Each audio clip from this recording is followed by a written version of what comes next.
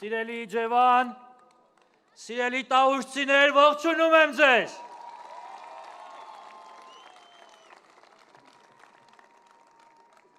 Պարոն Վահագն Ալեքսանյանը մի կարևոր բառ վանկարկեց,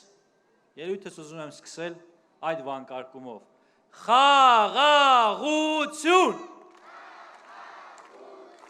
Խաղաղություն։ Շնորհակալ եմ։ Սիրելի տավուշցիներ, սիրելի հայրենակիցներ, մայիսի 28-ի զորահանդես հաշվետվությունից հետո ընդդիմադիր դաշտը հոգեխանգարմունքի մեջ է և տարբեր խառը մտքեր են արտահայտում, իհարկե ավելի խելացիները լռում են, ավելի հեռատեսները, բայց մտքեր են հնչել, որոնց մի քանիսին ուզում եմ կարճ անդրադառնալ։ Նախ խոսել են երկու նախագահներ Ռոբերտ Քոչարյանը և Սերժ Սարգսյանը։ Սերժ Սարգսյանը Հայաստանի Հանրապետության բանակը անվանել է որբ։ Որբ։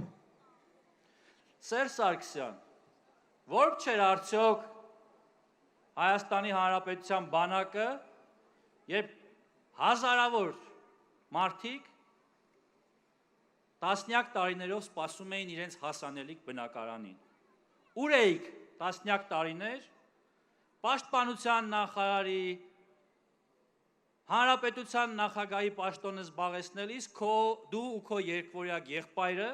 երբ մարդիկ տասնամյակներով սպասում էին իրենց բնակարանին, իրենց տանիքին։ Այդ հարցերը լուծում են գտնում Նիկոլ Փաշինյանի կառավարման շրջանում։ Ու այո, սա այն տարբերությունն է, որ ժողովուրդը շատ լավ հասկանում է։ Նույն երկվորյակը նրա հարցնում են ինչ կարծիք ունեք զորահանդեսի մասին, ասում է խառը։ Դու դեռ շատ ես խառը լինելու, շատ երկար խառն ես լինելու։ Հունիսի 7-ից հետո ավելի խառն ես լինելու։